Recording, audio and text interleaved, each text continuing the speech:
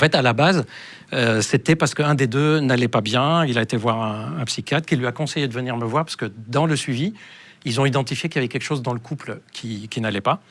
Et en fait, c'est un couple très fusionnel. Sauf que lui, entre deux, il a changé. C'est-à-dire un peu à la fois, il s'est rendu compte qu'il était fusionnel avant parce que ses parents étaient comme ça. Et pour lui, c'est comme ça que le couple fonctionne.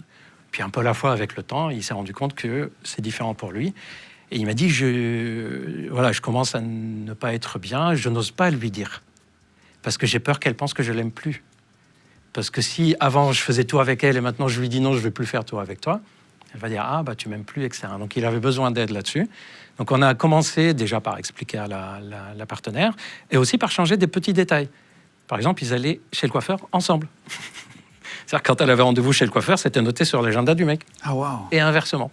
Et donc, on a commencé par changer des petits détails comme ça où, a priori, voilà, tu vas pas trop chambouler la vie du couple, quoi. Et donc, un peu à la fois, on a réussi à travailler. Et pour info, les personnes qui sont fusionnelles, souvent, on retrouve un des deux qui a, je sais pas si tu vois où je veux en venir, vous me dites dans les commentaires si vous voyez où je vais. Dans les couples fusionnels, il y a un des deux qui a une dépendance affective.